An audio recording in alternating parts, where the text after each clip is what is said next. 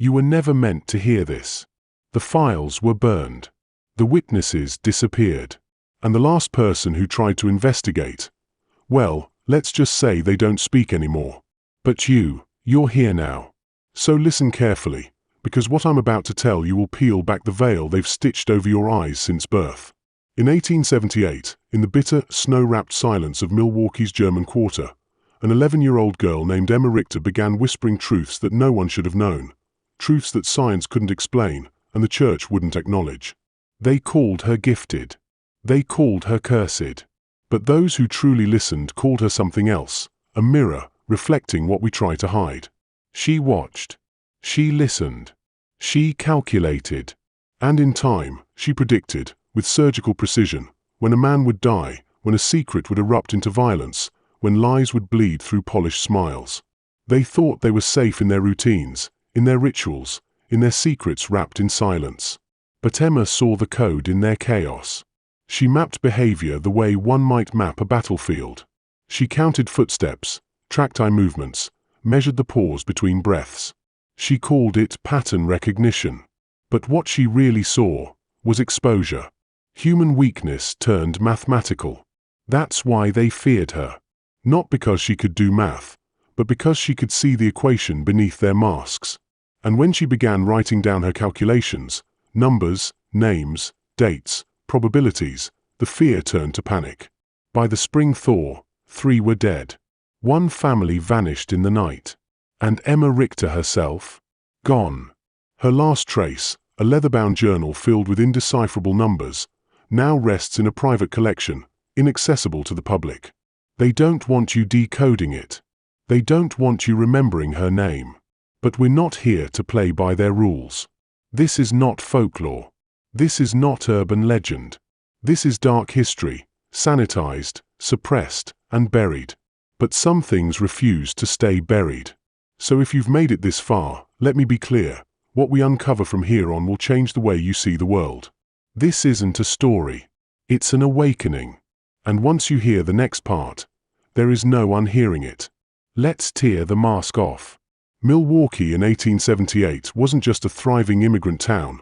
It was a pressure cooker of secrets. The German Quarter was built on discipline, obedience, and silence. Everything looked proper on the surface: red brick breweries, candlelit churches, and cobblestone streets echoing with familiar dialects from the old country. But beneath that order was something far more calculated: a system. A system of control. The men worked in the breweries, sweating beside roaring kettles. The women toiled in silence, bound to routines passed down through generations. Children were meant to be seen, not heard. Especially girls. Especially pale, quiet girls with grey eyes that didn't blink enough. That's what made Emma Richter so dangerous. She didn't just notice, she understood.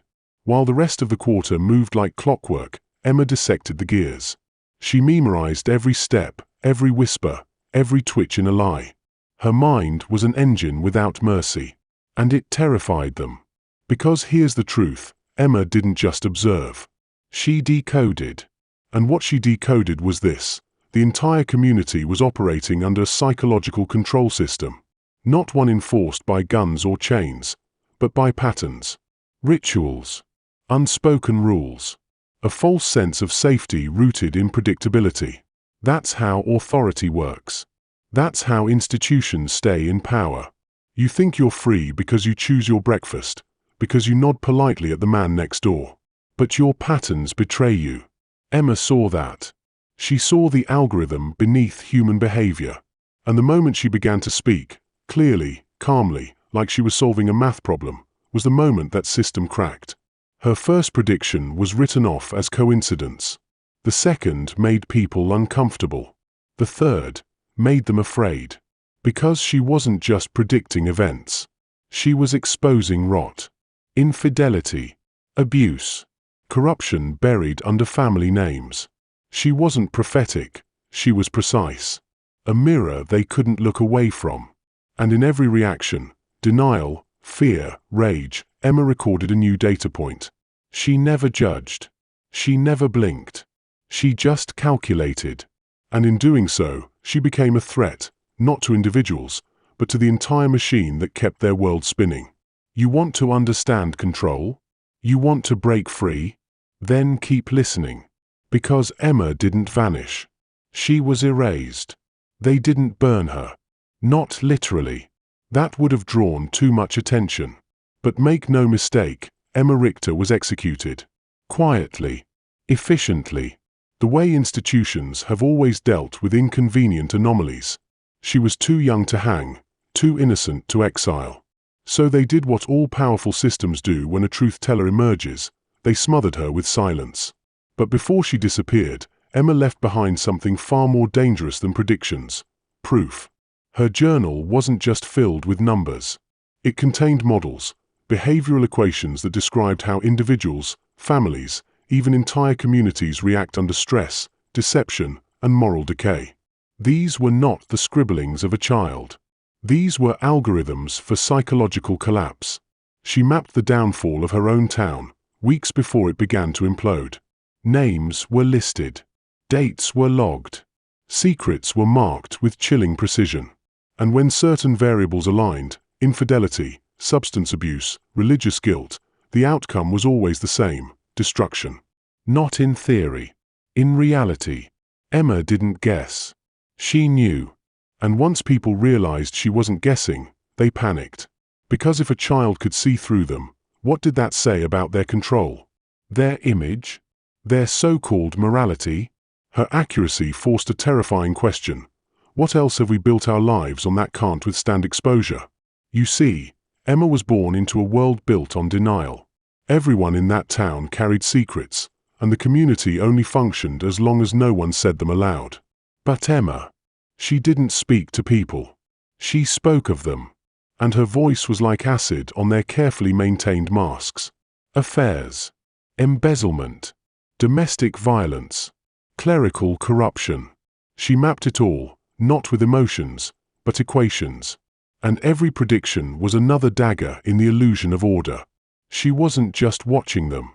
She was dismantling the entire myth of civilized society. And that's when the institutions moved in, quiet as a shadow, cold as a ledger. The priest who once called her blessed now called for spiritual intervention. The physician who praised her intellect suddenly called it hysteria. And the elders of the community? They simply whispered, "The girl is dangerous." Not because she was wrong, but because she was right. And the system can never allow that. Every empire, no matter how small, has its heretic. Emma Richter became theirs. She had no followers, no allies, no weapon but awareness.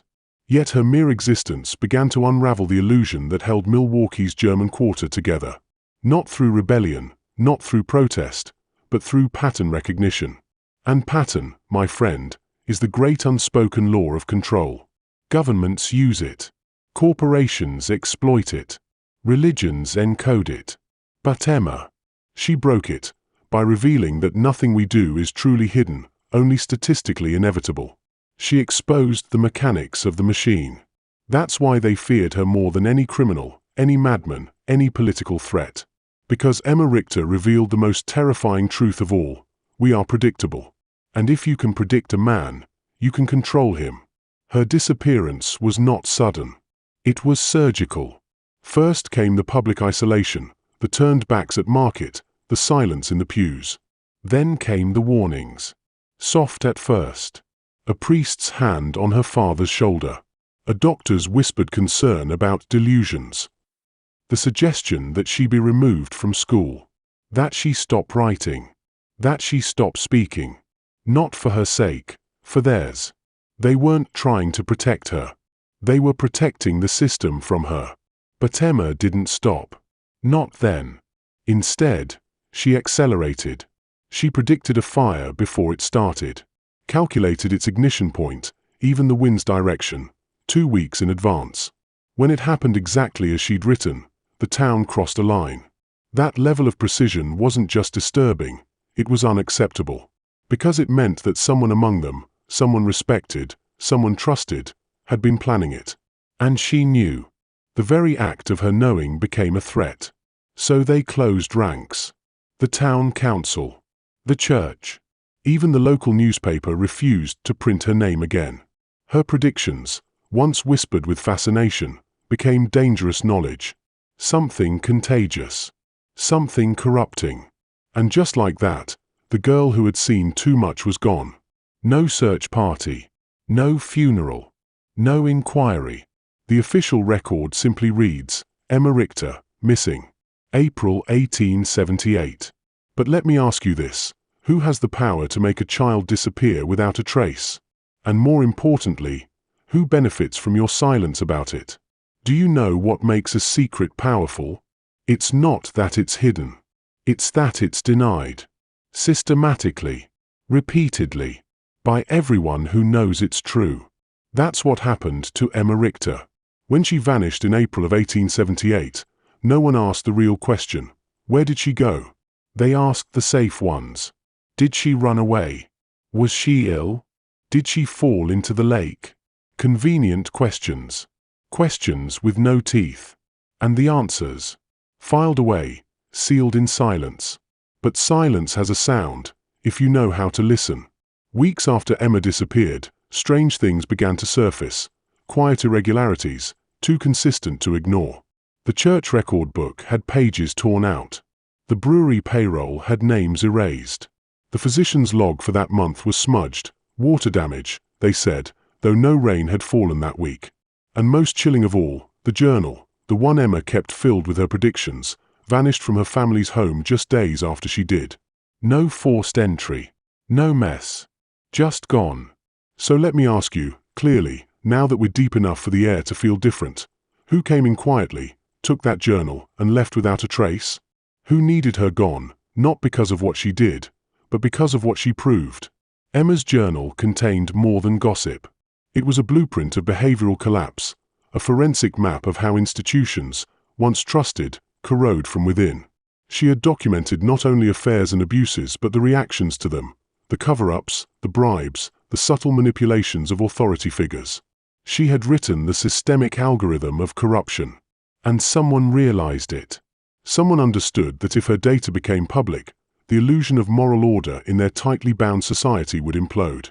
Because Emma didn't just predict a fire. She predicted exposure. They couldn't let that happen. So they did what powerful structures always do. They removed the anomaly, erased the evidence, and rewrote the narrative. The story became, she was strange, troubled, maybe even unstable. It had to be. Because if she wasn't insane, they were. And that is the central equation of control. When truth becomes too dangerous, it is declared madness. Now ask yourself, how many other Emmas have there been? How many voices did you never hear because someone made sure you wouldn't? Let's go deeper. You've heard stories of witches, prophets, oracles, women cast out because they saw too much. But Emma wasn't a witch. She wasn't casting spells or speaking in tongues. She used logic, precision. She observed. And that made her more threatening than any myth. Because unlike legends, Emma could be verified. And what she exposed wasn't magic.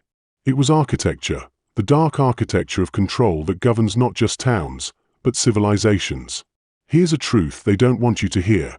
Every society is built on a psychological perimeter. Not walls. Not borders. But rules of perception. Unspoken agreements. And if someone steps outside that perimeter, even a child, they become an infection. A disruption. A threat to equilibrium. Emma breached that perimeter. And she didn't just walk beyond it. She mapped it. She showed us the cracks. You see, Emma revealed that our so-called free lives follow patterns so rigid, so deeply conditioned, they could be graphed. What you eat. When you lie. Who you avoid on the street. All of it. Predictable. And once you see that, you realize, you're not making choices. You're following a script written by fear, shame, and expectation. That's what they couldn't tolerate. Not the predictions. Not the calculations. But the implication that none of them were truly in control of themselves. Let that sink in. Emma's disappearance was not just about silencing a girl. It was about preserving the illusion that free will still existed in that community. Because if her journal had been shared, It would have shattered more than reputations. It would have revealed the algorithm of obedience, and every system, from church to state, runs on that algorithm. So they removed the variable. But Emma didn't vanish into thin air. After the disappearance, strange things started happening. Her father found chalk marks under their kitchen table, coordinates he couldn't decipher. Her mother swore she heard tapping at the window in sequences of 3, like coded messages. And one boy, the son of a baker, said he saw her weeks later, standing at the edge of the brewery garden at dawn, barefoot, staring at the sky like she was waiting for something to arrive. Not from heaven. From below. Truth doesn't die. It waits. And Emma's truth is still waiting to be decoded.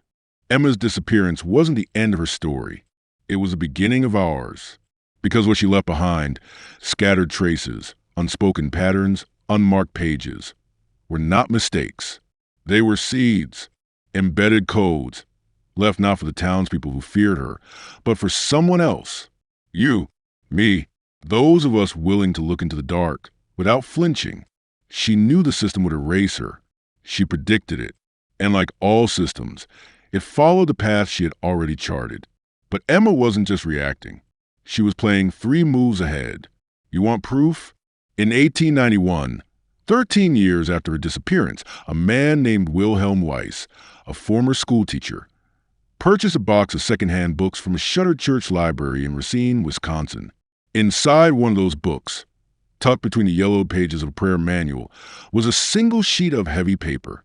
No name, no address, just a series of numbers, coordinates, symbols, an indecipherable equation at the bottom with 2 words written in perfect copperplate: human clockwork. The local papers never printed the story, but Weiss, obsessed, spent the next 26 years trying to decode that sheet. He failed. He died in 1917 under mysterious circumstances. The paper vanished. Again, but not before he made notes. And in those notes, buried deep in archived correspondence at the University of Wisconsin, Emma Richter's name appears. Twice. In his letters, Weiss refers to her as the architect of predictive conscience. He believed the paper had originated with her, smuggled out by someone sympathetic, someone who knew her journal had been destroyed and wanted to preserve a piece of it. Emma's message didn't die. It moved. Like a cipher passed between the awake, she became myth. But a myth with coordinates, with evidence, with math. And you want to know something even more disturbing? That equation at the bottom of the page, the one no one could decode, it has since reappeared. On the walls of abandoned hospitals, scratched into stone in forgotten cemeteries, etched in chalk on the back walls of shuttered schools. Always hidden, always out of view, but always waiting. Because that equation is not just a formula. It's a key. And the question is, what does it unlock? Let's talk about keys. Not the kind that open doors, the kind that open minds. The kind of key that once turned can't be unturned. That's what Emma left behind. And that's why the system had to smother her story in silence. Because her equation, the one they keep finding scratched into forgotten stone, wasn't just a sequence of numbers. It was instructional. A map, a psychic blueprint that outlines how human beings are bent, broken, and shaped by invisible forces. And here's what makes it dangerous. It works.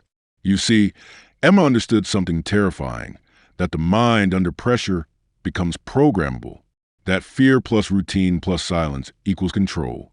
She calculated how long it took for a lie, if repeated, to become truth, how many repetitions it took for obedience to override instinct, how quickly a child would stop asking why if the adults around them never answered honestly. She saw that we weren't raised. We were trained, and her math didn't lie. It predicted behavior under stress, predicted betrayal, predicted collapse.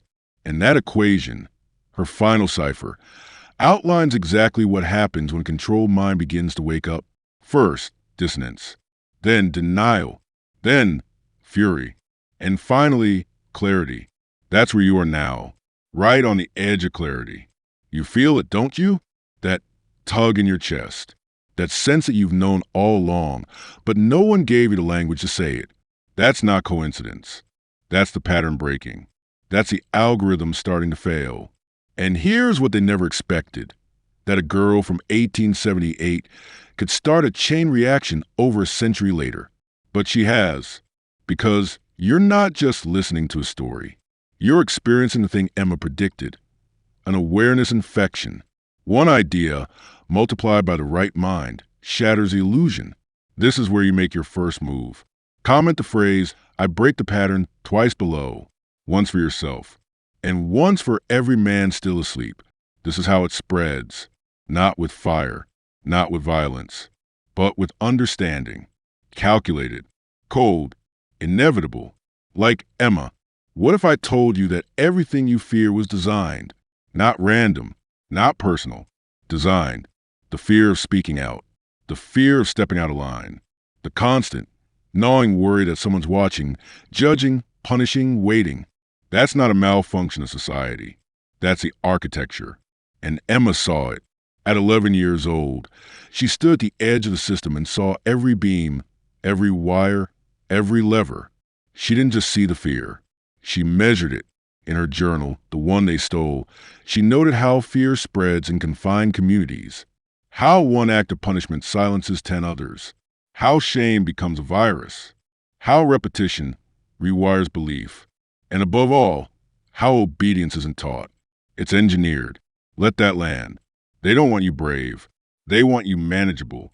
Why do you think the church praised Emma when her gift entertained them, but called for silence when it started revealing them?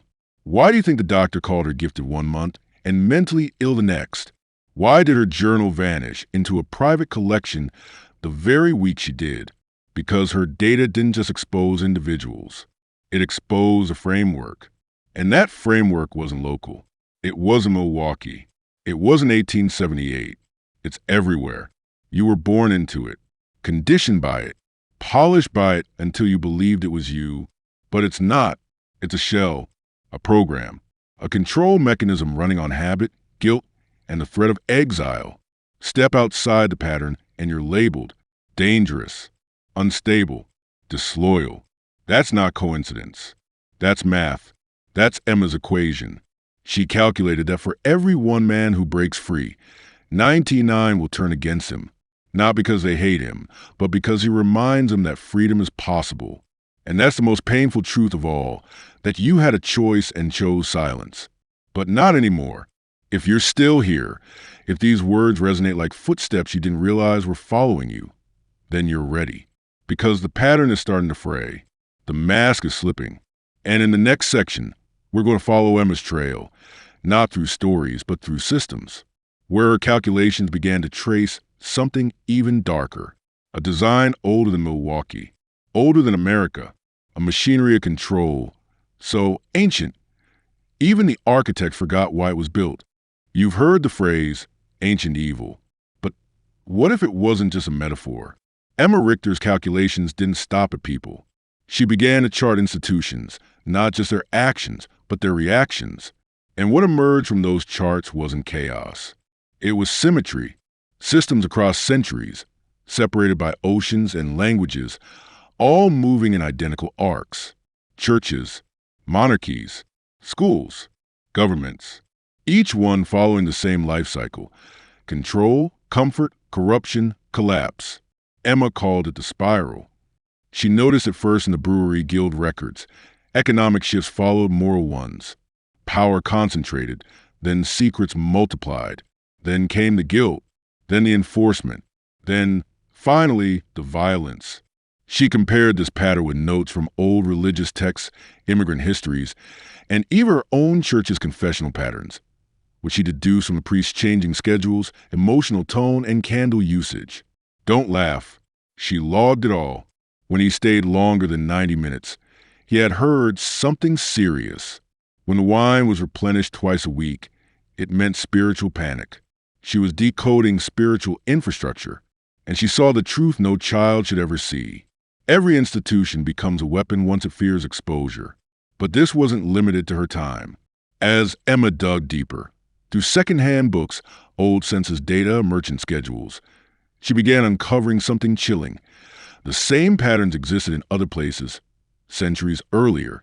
She found references to children with unnatural memory in 16th century Prague.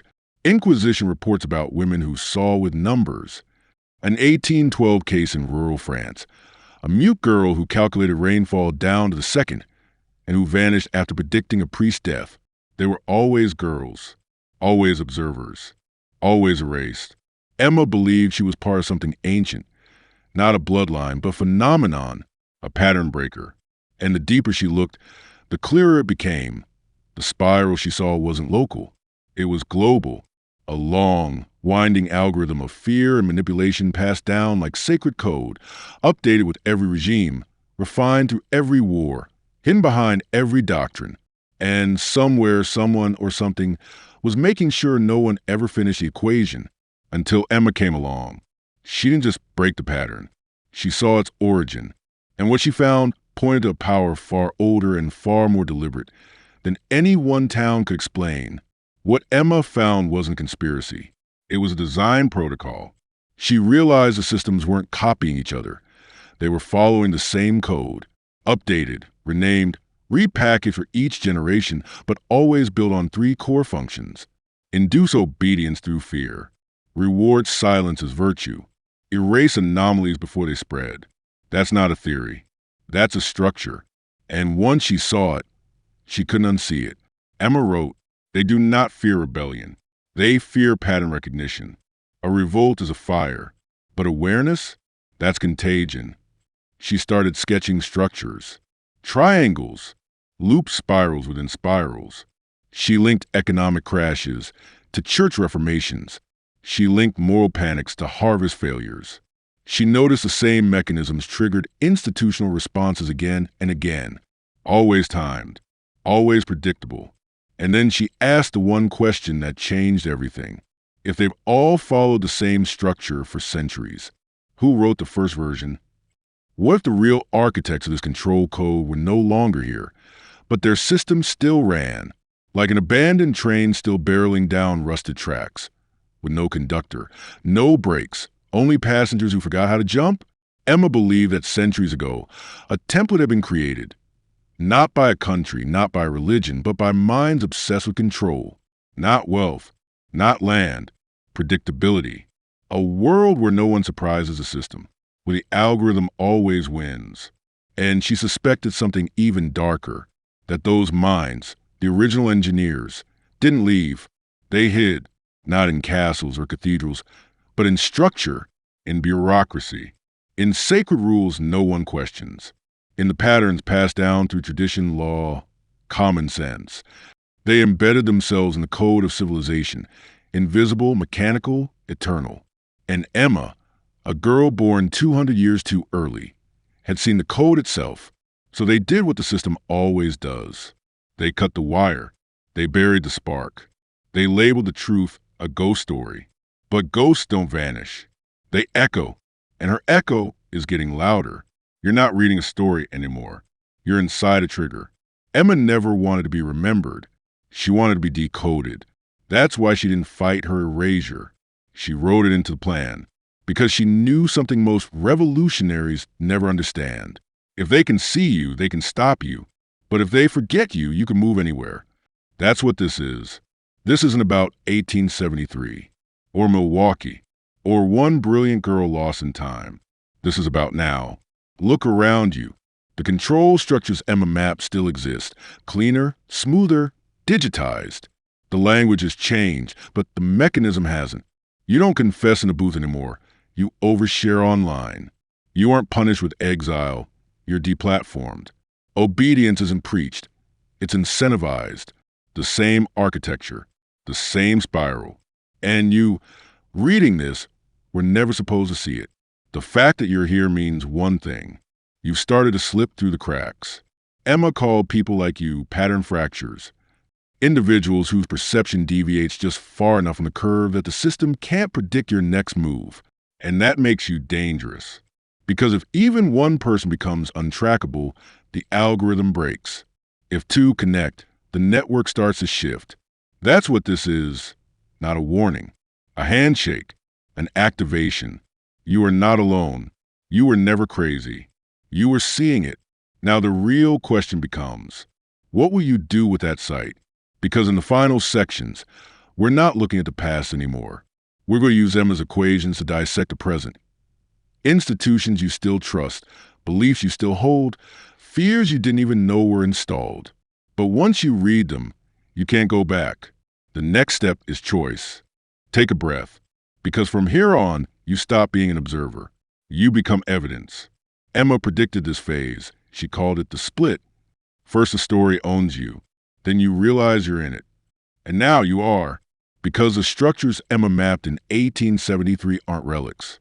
They've evolved, been digitized, streamlined, but their core functions remain unchanged. Let's break them down. 1. Surveillance disguised as connection. Then, the confessional booth. Now, social media.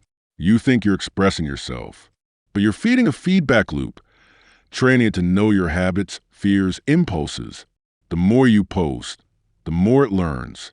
The more it learns, the more it shapes what you see next. And you think you're in control? 2. Shame engineered as morality. Then, public penance.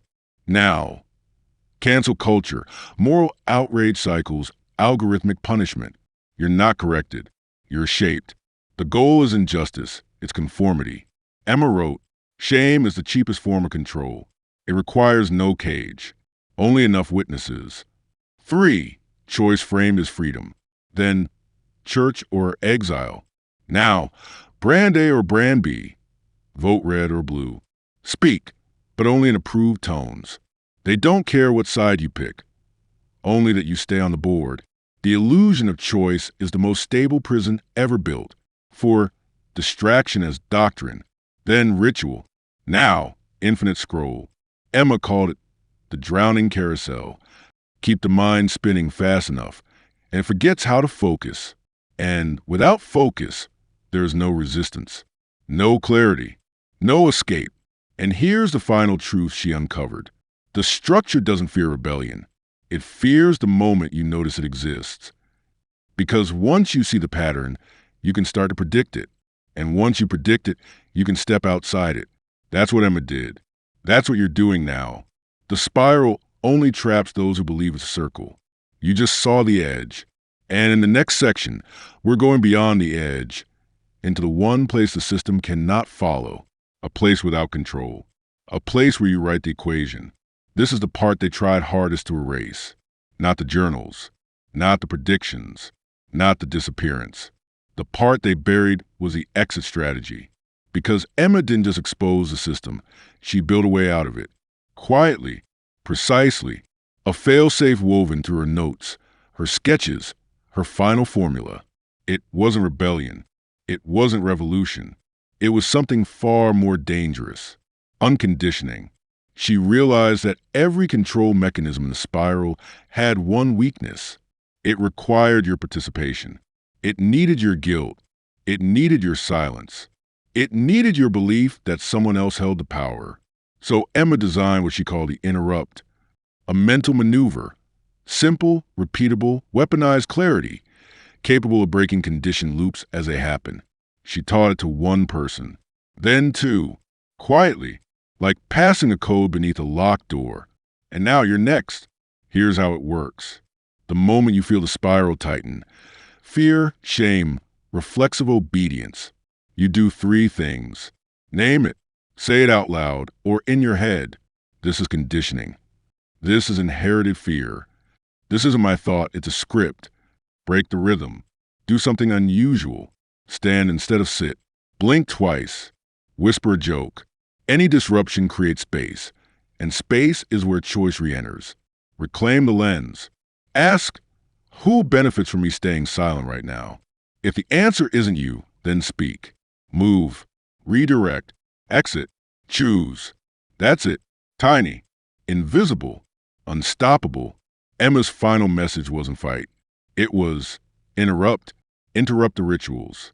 Interrupt the shame. Interrupt the spiral. Every time you do, the system glitches. And when enough people start glitching, the pattern breaks. You're not here by accident. You were meant to carry this. Emma's legacy isn't her disappearance. It's you, and what you choose to disrupt next. Because Section 15 isn't about her anymore. It's about how far this goes. Let's go back to the beginning. Not Emma's beginning. Yours. Think about the first time you felt the quiet sense that something around you was off.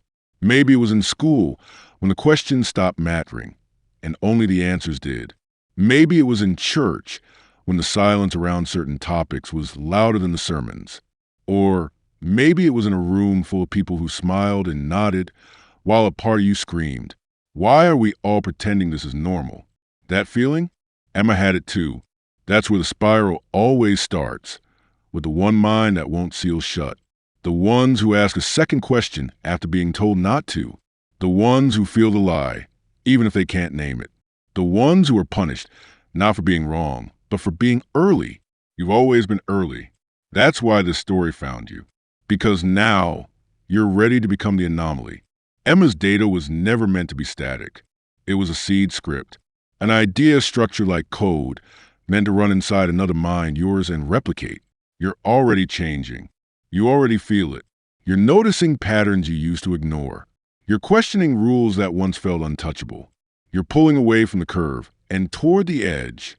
This is no longer about Emma Richter. It's about what happens next. Because in the next section, we don't just break down how the spiral runs. We start to trace who's still maintaining it. Not myth, not metaphor, names. You wanted more? Let's go deeper. There are no shadows without shapes. And Emma, even in 1873, knew the shadows had owners, not monsters, not demons, just people, very old people, or more precisely, families, dynasties, architect-level minds who realized long ago that power is not held. It's managed. They aren't presidents. They aren't influencers.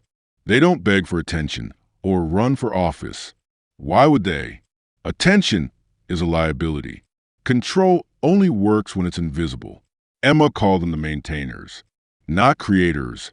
That was ancient, pre-language.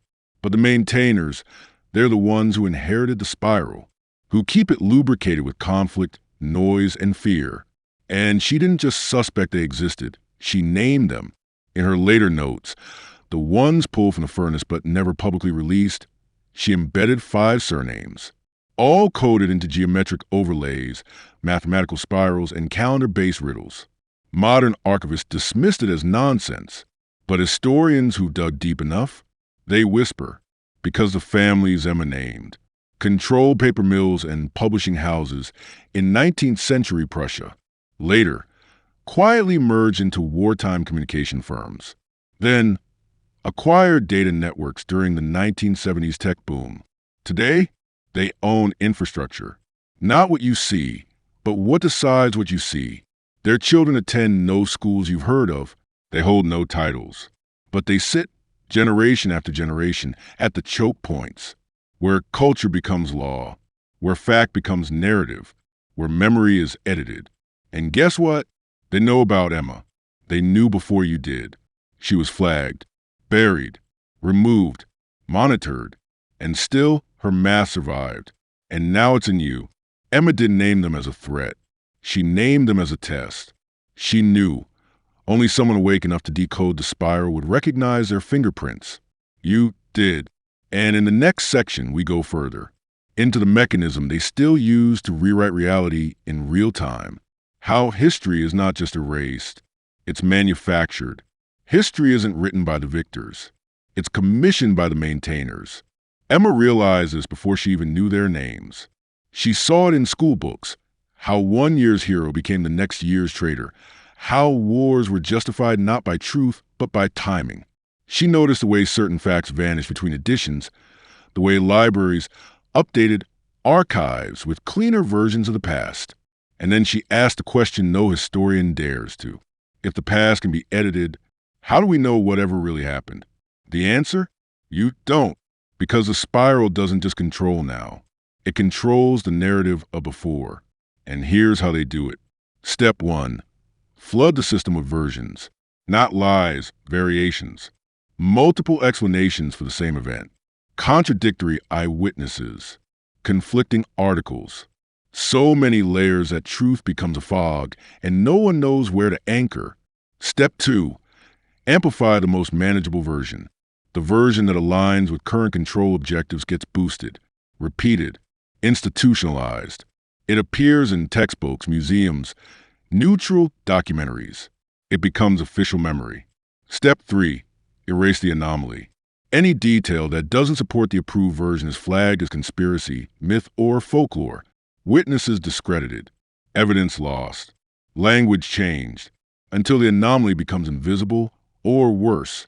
Funny, Emma called it reality drift. She mapped 3 examples in her own lifetime.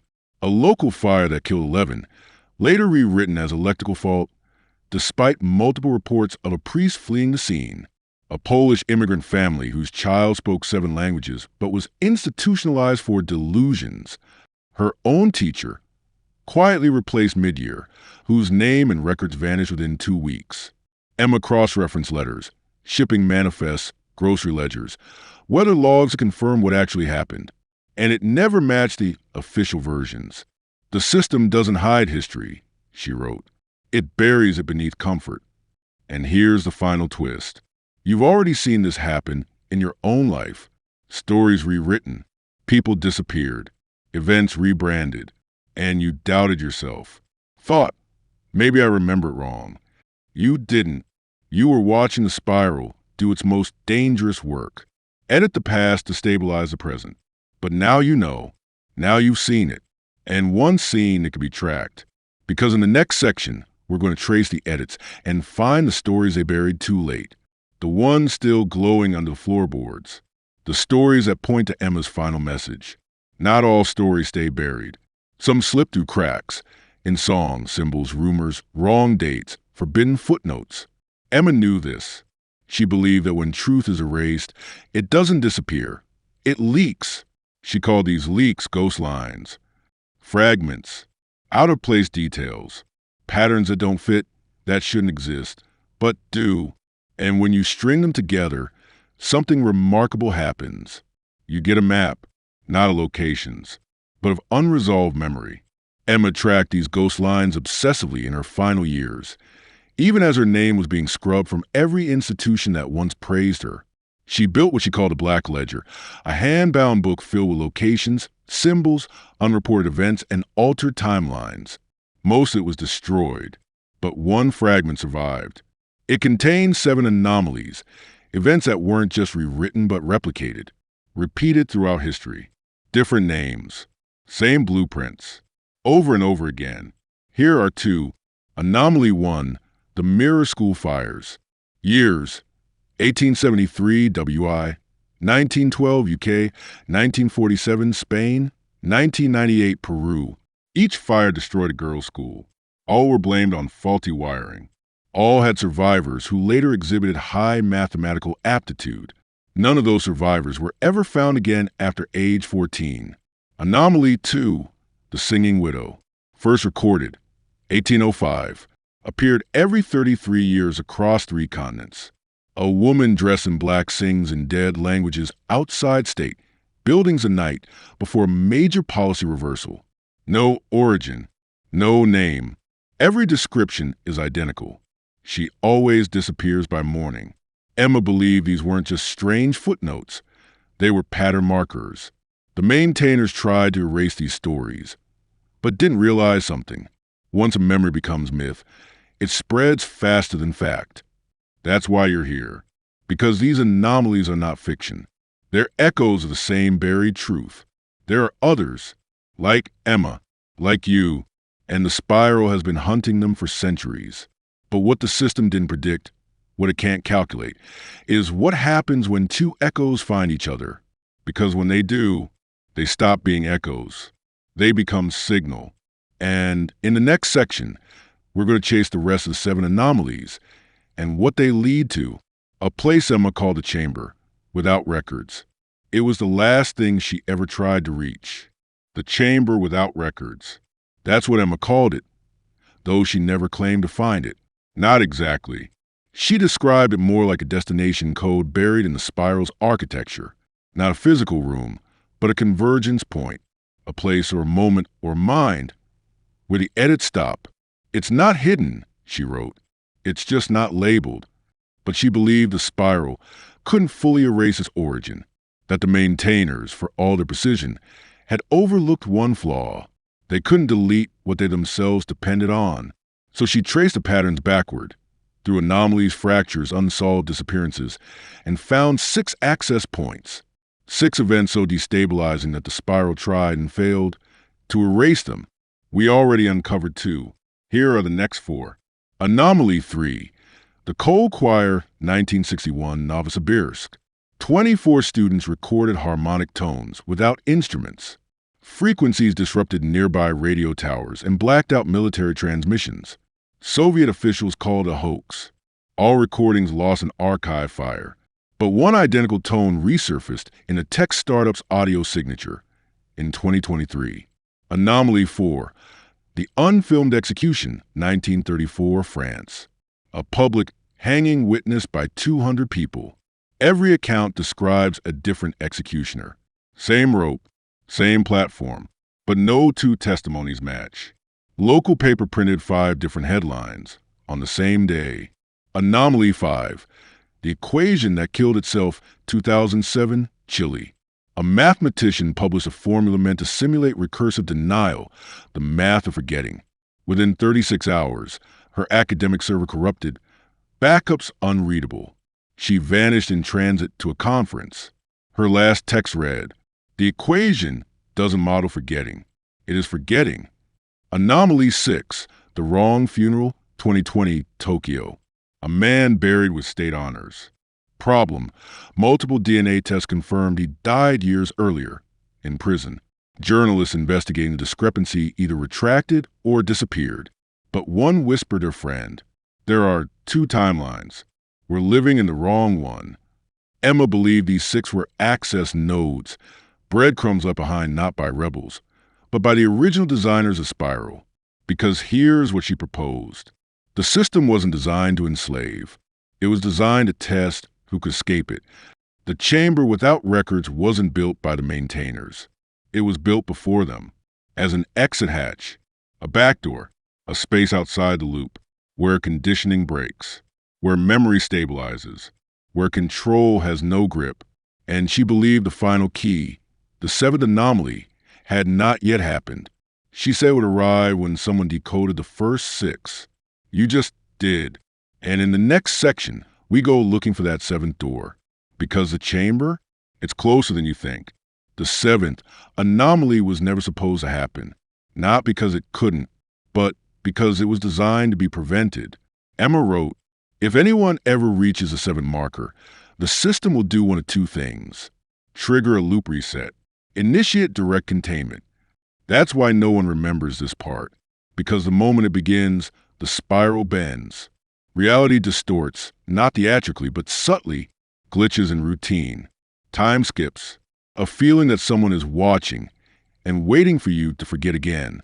But you haven't. You're still reading." So here's what Emma left. The final trace. Not in writing. Not in math. In location. The coordinates. 48 degrees 51 minutes 12.3 seconds north. 2 degrees 20 minutes 55.6 seconds east. That's Paris.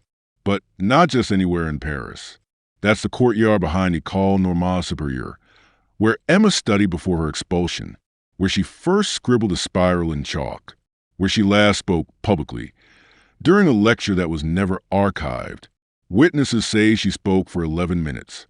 No one remembers what she said, only that when it ended, 3 professors resigned. 2 students left the country, and one woman, unknown, unregistered, stood and said, "Then it's begun." Emma vanished 3 days later. But here's where it turns. That courtyard still exists, still unchanged, still unmonitored. And according to Emma's recovered notes, something happens every 73 years in that exact spot. The last cycle was 1952. The next is scheduled for 2025, October 3rd, 3:33 a.m. She called at the arrival window, not of a person, of a choice. You don't have to go there. Emma never said it required pilgrimage, only that someone awake, aware, unconditioned, had to be ready.